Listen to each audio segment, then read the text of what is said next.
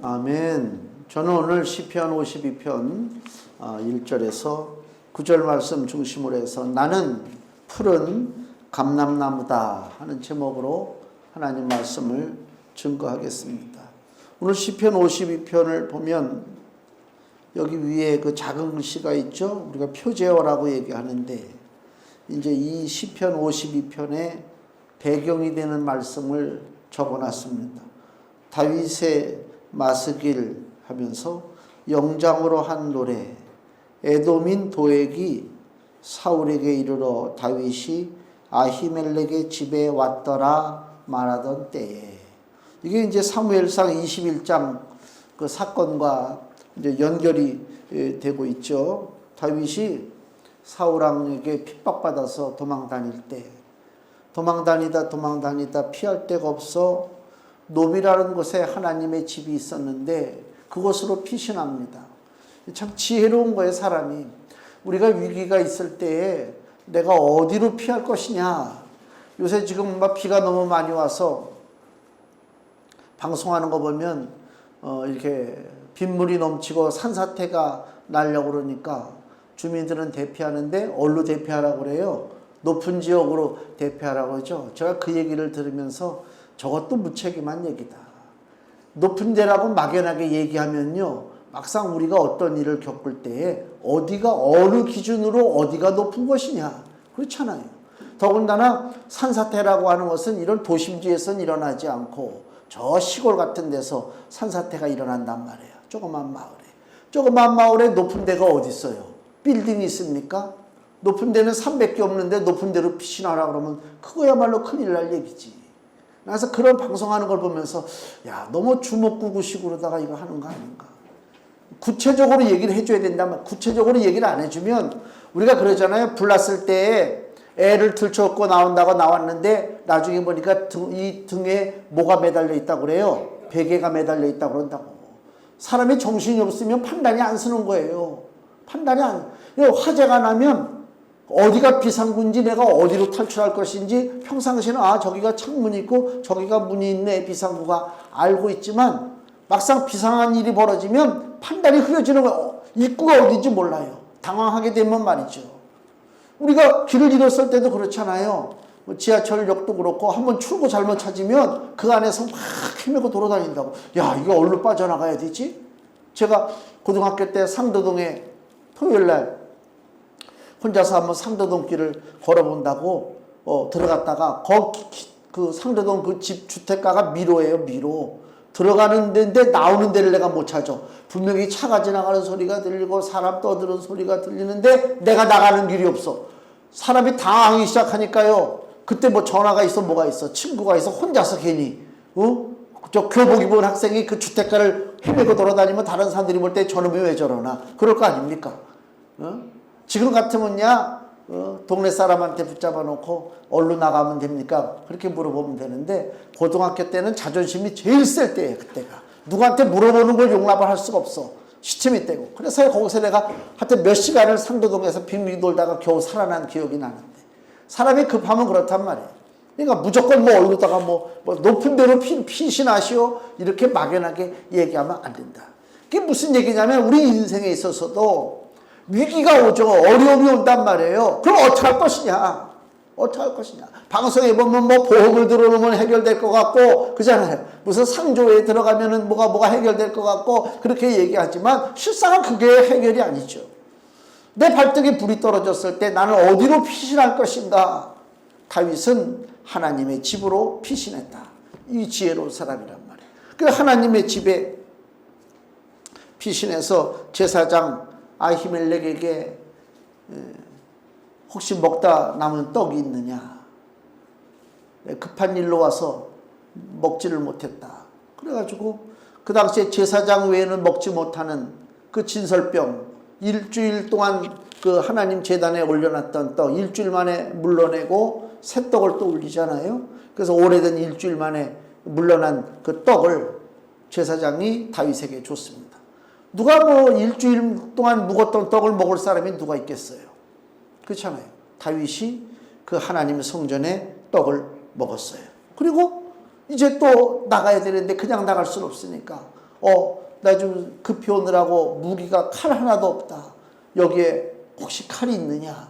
그러니까 아히멜렉 제사장이 얘기하기를 네가 그 전에 그 때려 죽인 골리앗이 가지고 있던 그 칼을 여기 보관하고 있다. 그리고 그거 당장 달아. 그래서 골리앗이 쓰던 칼을 다윗이 받아가지고 하나님의 집을 떠난 것이 사무엘상 21장 사건입니다. 가장 어려울 때 떡을 공급받고 가장 내가 무장하지 못했을 때 방비가 없을 때 칼을 공급받은 것이 하나님의 성전이라. 문제는 무슨 문제냐? 바로 그 자리에 하나님의 성전 그 자리에 다윗만 있었던 것이 아니라 사울의 신하 도액이라고 하는 자가 있었다 그 얘기입니다. 그 얘기 뭐예요? 염탐꾼이 있었다 그 얘기죠. 배신자가 있다, 악한 자가 있다 그 얘기입니다. 똑같은 거룩한 하나님의 집에 의인이 있고 악인이 있다 그 얘기예요. 대명정지에 햇볕이 내리쬐고 있는 이 세상에 의인이 있고 악인이 있다 그 얘기입니다. 우리가 사는 세상이 그거예요. 어디도 안전한 곳이 있을 수 없다. 다 악이 존재하는 세상에 우리가 살아가고 있다. 그래서 우리 주님께서 비유 말씀하시는데 마태복음 13장에 보면 밭에 뿌린 씨앗에 대한 그 비유 말씀을 하죠. 마태복음 13장 24절 예수께서 그들 앞에 또 비유를 베풀어 가라사대 천국은 좋은 씨를 제밭에 뿌린 사람과 같으니 사람들이 잘 때 그 원수가 와서 곡식 가운데 가라지를 덧뿌리고 갔더니 싹이 나고 결실할 때 가라지도 보이거늘 집주인의 종들이 와서 말하되 주여 밭에 좋은 씨를 심지 아니하였나이까? 그러면 가라지가 어디서 생겼나이까? 주인이 가로되 원수가 이렇게 하였구나. 종들이 말하되 그러면 우리가 가서 이것을 뽑기를 원하시나이까? 주인이 가로되 가만두어라. 가라지를 뽑다가 곡식까지 뽑을까 염려하노라. 둘 다 추수 때까지 함께 자라게 두어. 추수 때 내가 추수꾼들에게 말하기를 가라지는 먼저 거두어 불사르게 단으로 묶고 곡식은 모아 내 곡간에 넣으라 하리라. 아멘. 이게 지금 우리 사는 세상을 주님이 비유로 말씀하신 거예요. 하나님이 태초에 천지를 창조하시고 아담과 하와를 비롯해 모든 들짐승 모든 세상의 만물에 생명 있는 것들을 만들었는데 그때 무슨 악이 있었어요? 악이 없잖아요. 근데 아담을 통해서 악이 들어오죠. 그 뱀의 유혹에 넘어가고 그때부터 이 세상에 마귀의 씨가 뿌려지기 시작했다. 선한 자가 있고 악한 자가 있단 말입니다.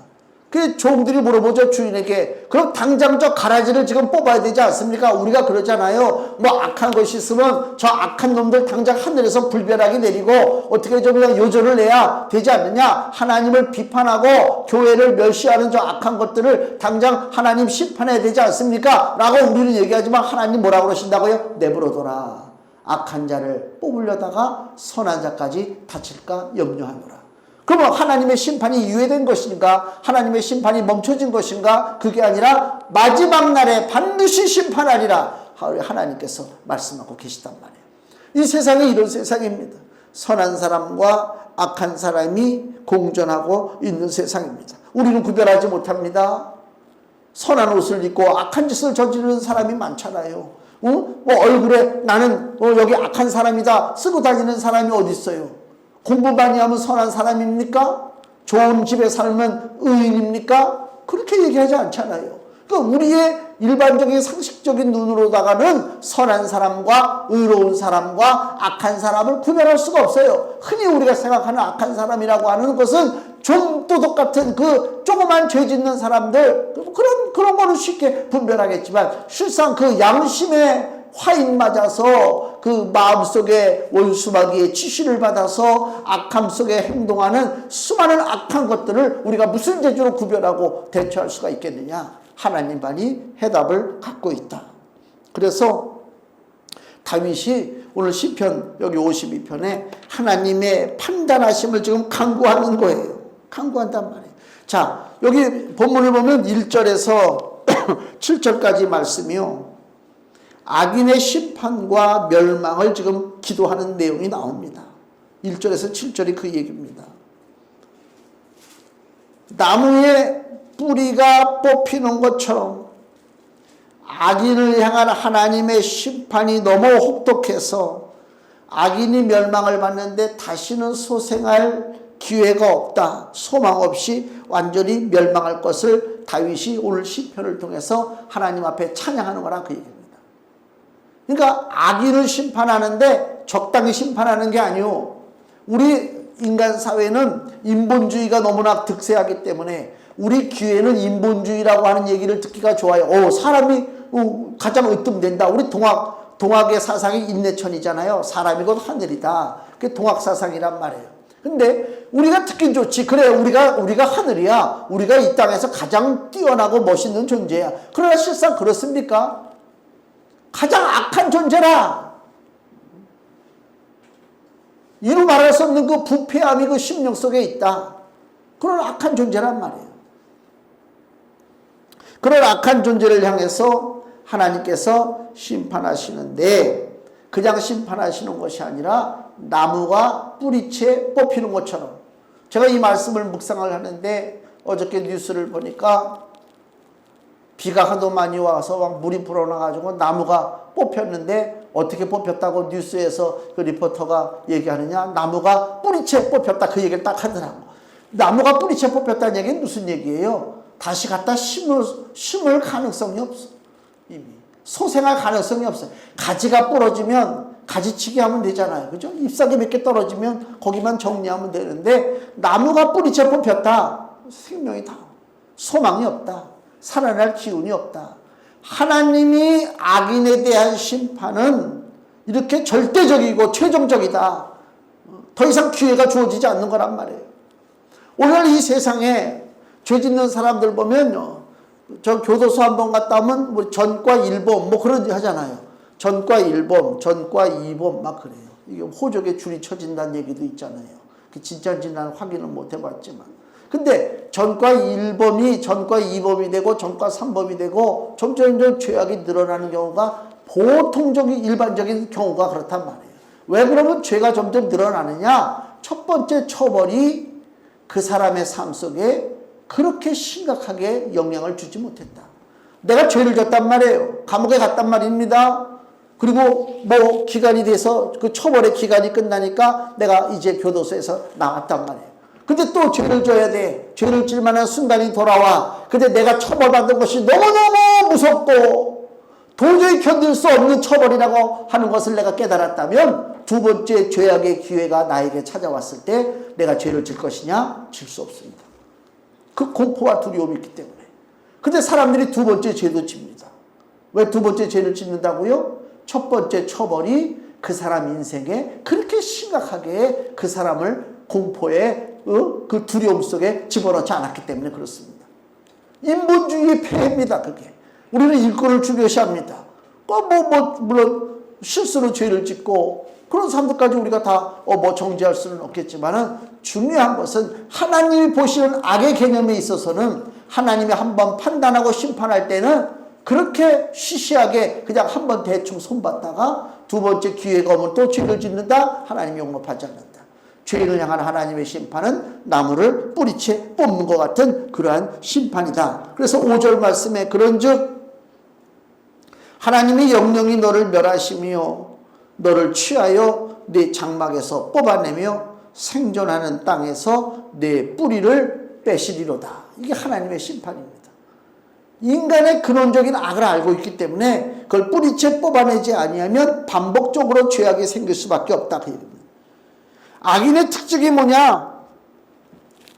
여기 시편의 1편 4절 말씀 보면 악인에 대한 심판에 있어서 또 표현하는 것이 악인은 그렇지 않으며 오직 바람에 나는 겨와 같도다. 바람에 그 껍데기뿐인 겨가 날아가는데 어느 목적지를 향해서 날아가는 것이 아니라 갈 바를 알지 못하고 날아가서 찾을 수가 없을 정도가 된다. 다시 회복하지 못한다. 그 얘기입니다. 하나님의 심판의 두려움을 알아야 돼요. 우리가 왜 죄 안 짓고 사느냐? 내가 도덕적으로 의로워서 내가 아주 영적인 훈련이 잘 되고 영성적인 훈련이 잘 돼서 내가 죄 안 짓고 바르게 산다? 그 자체가 교만이요. 왜 죄를 안 짓느냐? 하나님의 책망하심과 하나님의 그 심판대가 너무나 두렵기 때문에 그걸 아는 이상은 내가 죄 가운데 살아갈 수가 없다. 그렇지 않습니까? 아이들이 이 좀 둔해가지고 그 전에 보면은 이 뜨거운 난로 같은데 가가지고 뜨거운 난로에 손을 댄단 말이에요. 그러면 부모가 야 그거 뜨거워 막 그러잖아요. 근데 애가 못 깨달아요. 그래서 부모 눈을 피해서 가가지고 난로에 뜨거운 거를 한번 딱 댄단 말이에요. 뜨겁지. 그 다음부터 어떻게 해요? 일부러 데리고 와가지고 난로에다 손을 대는 신용만 해도 애가 어떡합니까? 막 뒤로 몰라요. 뜨거운 거라. 그거 봤단 말이에요. 그 심판의 그 무서움을 한단 말이에요. 내가 바르게 살려고 하고 의롭게 살려고 하고 마음으로다가 선한 마음을 품고 하나님 앞에서 바른 길을 가려고 하는 모든 일의 근원이 뭐냐? 물론 성령께서 내 마음을 주장하시는 것도 있지만 또 한 가지는 하나님 심판에 대한 분명한 것을 내가 보고 있기 때문에 그렇다. 심판을 모른다면 바르게 살아갈 수가 없습니다. 세상에 어떤 인물이라 할지라도 하나님의 심판과 상관없이 나는 의롭게 산다라고 할 때 그건 그 속에 벌써 사단의 역사가 있는 거란 말이에요. 자기가 의롭다고 얘기하는 것이 바로 사단의 역사거든. 하나님의 심판의 두려움을 깨달아서 봐야 된다. 그래서 악인에 대한 심판은 바람에 나는 겨와 같도다. 더 이상 뭐 돌이킬 수 없는, 회복될 수 없는 심각한 하나님의 심판을 우리에게 보여주고 있는데, 자, 악인은 2절 보세요. 어떻게 죄를 짓느냐? 간사한 입을 놀린단 말이에요. 2절. 내 혀가 심한 악을 꾀하여 날카로운 삭도같이 간사를 행하는도다. 그랬습니다. 네가 선보다 악을 사랑하며 의를 말함보다 거짓을 사랑하는도다. 간사한 혀요, 내가 잡아먹는 모든 말을 좋아하는도다. 남을 상처를 주고 남을 모략하고 남을 판단하고 이런 일들을 간사한 혀라고 지금 얘기하고 있다 그 얘기입니다. 도액이 하나님의 집에 있을 때에 다윗이 쫓기듯이 들어와서 떡을 얻어먹고 그 골리앗의 칼을 얻어서 길을 떠났습니다. 도액이 그걸 봤어요. 보고 가만히 있으면 괜찮은데 어떻게 한다고요? 사울왕에게 찾아가서 사울왕 앞에서 그 사실을 다 일러 바쳤단 말이에요. 자기는 이제 높은 진급했겠지. 왕한테 칭찬을 받고. 사울이 분노해가지고 그 얘기를 듣고, 아니 내가 그렇게 죽이려고 했던 다윗을 저 제사장이 떡을 주고 칼을 줬다? 그 제사장을 불러다 야단을 치고 아히멜렉을, 그 제사장을 비롯해서 거기에 같이 일하던 제사장 85인을 학살을 하고, 그 제사장 하나님의 집이 있는 노비라고 하는 동네의 모든 주민들을 다 학살을 했단 말이에요. 그때 그 학살에 앞장선 사람이 누구냐? 사울의 신하들은 그 사울의 학살 명령에 순종하지 않았어요. 아무리 왕이라 할지라도 하나님의 제사장에게 내가 손을 댈 수는 없다. 사울의 신하들이 손을 대지 않았습니다. 그때 나선 자가 누구냐? 바로 도액이라고 하는 자입니다. 내가 하겠습니다. 그래서 자기가 나서서 제사장 85인을 쳐 죽였다라고 성경은 기록합니다. 이 모든 일들이 어떤 데서 벌어졌느냐? 바로 도액이라고 하는 간사한 혀에서 시작됐다 그 얘기입니다. 야고보서 3장을 보면 입에서 나오는 이 모든 것들이 악한 것이라고 하는 것을 성경이 우리에게 보여주고 있습니다. 야고보서 3장 6절 말씀, 혀는 곧 불이요 불의의 세계라. 혀는 우리 지체 중에서 온몸을 더럽히고 생에 바퀴를 불사르나니 그 사르는 것이 지옥 불에서 나느니라. 입을 조심해야 된다. 악인은 그 간사한 혀를 놀린다. 간사한 혀를. 그래서 말 잘하는 사람들 있잖아요. 방송 나와서 그 사람들 말 신뢰하면 안 된다. 얼마나 교묘하게 말을 잘하는지 몰라요. 말 잘하는 걸 볼 것이 아니라 그 사람의 삶을 봐라. 삶을 어떻게 살아가고 있는가. 그게 중요한 것입니다. 설교를 잘하고 못하고 우리 목사님들 가지고 막 판단하잖아요. 우리 교회 목사님은 설교를 잘하고 우리 교회 목사 말 잘하는 거 보지 말라. 어떻게 사는 것을 한번 봐라요. 어떻게 사는 것을. 삶을 봐야지. 입에서 나오는 말을 믿습니까? 무슨 말이든 못합니까? 지하실에 휴지 갖다 놓고 뭐 갖다 놓고 노인네들 데려다가 약 파는 사람들이 있어요. 얼마나 말 잘합니까? 그죠? 말 너무너무 잘하잖아요. 옛날에 동네에, 지금은 그렇지 않지만 이 동네 떠돌이 약장사가 들어와서 기생충 약 가지고 와요. 옛날에는 기생충이 많으니까. 그러면은 원숭이 한 마리 데려와가지고 원숭이가 재주를 부려. 그럼 사람들이 막 그것 때문에 와 몰려들어. 원숭이 재주 본다고. 원숭이가 이 쇠사슬에 묶여가지고 거기서 이게 뭐 뛰기도 하고 뭐 과자도 먹고 막 그런단 말이에요. 그 다음에 이제 이 약장사가 약을 설명을 하면서 뭐 먼저 애들부터 쫓아내지. 애들은 가라, 뭐 어른들 와라. 그래가지고 막 그럼 애들은 가라 그러면은 애들이 갑니까? 더 궁금해가지고 악착같이 어른들 사이에 숨어서 막 보잖아요. 그리고 막 약을 막 사람들이 너도나도 막 그 약을 사. 무슨 약인지 모르겠어. 얼마나 말 잘합니까? 말을 볼 것이 아니라, 그죠? 그 사람의 삶을 보란 말이에요. 이 도액이라고 하는 자만 간사한 혀를 놀린 것이 아니라 다윗이 어려울 때 또 나발이라고 하는 목축업자에게 자기 부하를 보내서 도와달라고 하는 얘기가 나오잖아요. 나발은 양이 3,000마리요 염소가 1,000마리요. 엄청난 부자란 말이에요. 그러니까 다윗이 그 목자들을 보호해 줬는데 너무나 다윗이 곤궁하니까 자기 부하들 10명을 보내서 우리를 좀 도와주십시오 그랬단 말이에요. 그러면은 양이 3,000마리인데 염소가 1,000마리인데 그 좀 자기를 이렇게 들판에서 보호해 줬으면 그거 뭐 몇십 마리 떼어주는 거 아무것도 아니지. 근데 어떡하라고요? 우리말에도 뭐 동냥할 때 뭐 동냥을 뭐 하면 뭐 쪽박이나 깨지 말라고 그런 얘기 있잖아요. 나발이라고 하는 자의 얘기를 한번 들어보세요. 성경에 뭐라고 돼 있냐면 사무엘상 25장에 보면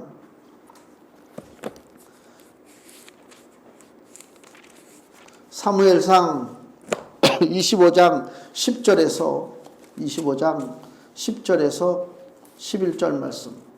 나발이 다윗의 사환들에게 대답하여 가로되 다윗은 누구며 이새의 아들은 누구뇨? 그일에 각기 주인에게서 억지로 떠나는 종이 많도다. 다윗을 지금 뭐로 봐요? 사울왕 밑에서 도망친 그 종으로 본단 말이에요. 내가 어찌 내 떡과 물과 내 양털 깎는 자를 위하여 잡은 고기를 가져 어디로서인지 알지도 못하는 자들에게 주겠느냐 한지라. 어디로서 근본을 모르는 자에게 내가 떡을 주겠느냐. 우리 한국욕에 이거 욕을 하면 안 되지?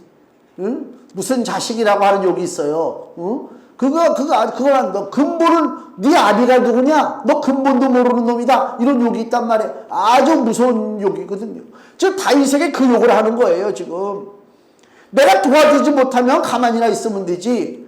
그러니까 이 나발이라고 하는 자가 그 간사한 혓바닥을 지금 놀리고 있다. 이들은 다시 우리 본문의 52장 10편 52편 3절을 보세요.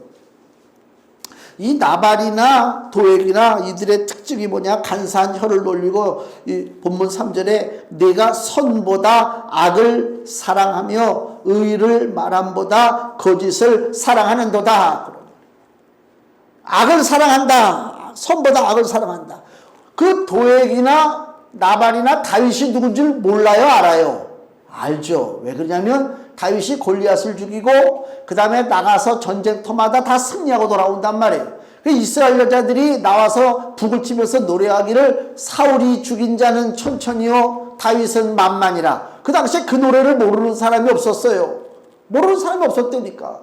그러니까 다윗의 존재를 모르지 못한다. 다윗이야말로 이스라엘 민족의 영웅이다. 이스라엘 구원한 자다. 그럼에도 불구하고 다윗을 가리켜서 근본도 모르는 자식이라고 욕을 하고 다윗을 잡아먹으려고 갖은 모략을 세우는 것들이 바로 이 도액과 나발을 통해서 볼 수가 있습니다.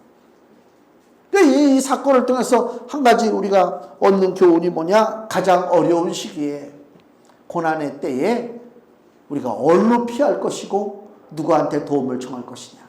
사람은 우리에게 도움이 안 됩니다. 물론 간혹 선한 사람이 우리를 도울 때가 있지만 그것은 잠시 소나기를 좀 피해갈 정도의 도움이지.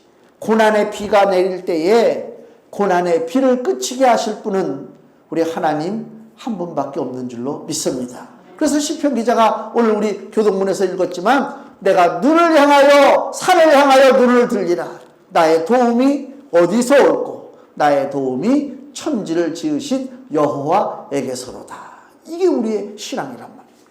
그러니까 지나치게 사람을 너무 바라볼 것도 아니요. 사람 너무 바라보다 보니까 내가 낙심이 되고 그 사람하고 관계가 끊어질 거 아닙니까? 악인의 특징은요, 자기 힘만 믿고 산다. 다시 여기 그 5절 말씀 보면요, 그런즉 7절에 이 사람은 하나님으로 자기 힘을 삼지 아니하고 오직 그 재물의 풍부함을 의지하며 제 악으로 스스로 든든케 하던 자라 하리로다 그랬습니다. 하나님을 힘을 삼지 않는다는 얘기는 악인은 자기 힘으로 산다 그 얘기입니다. 자기 힘, 자수성가, 우리 말에는 이제 자수성가 한다고 그러면 야 이건 뭐 우리가 본받아야 할 사람이라고 얘기하지만 영적으로 봤을 때에 하나님을 의지하지 아니하고 자수성가 한다는 얘기는 뭐냐면은 그 삶이 어떻다? 치열하다, 악착같다 그거예요. 그렇지 않습니까?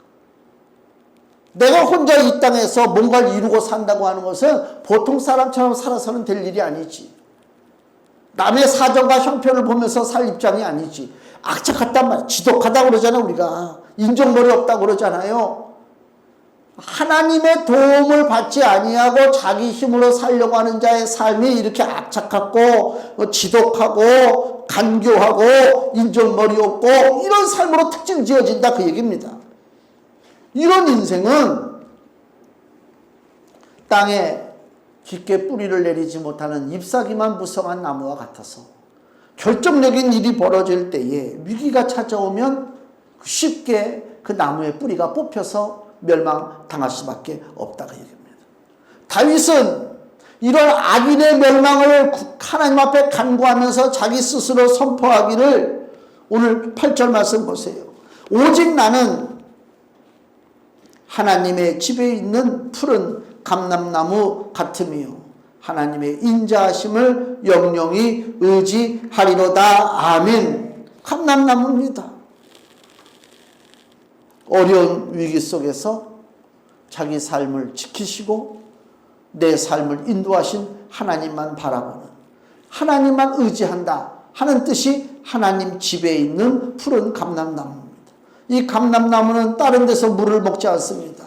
다른 데서 수액을 빨아들이지 않습니다. 어디요? 하나님의 집에서만 수액을 빨아들인다.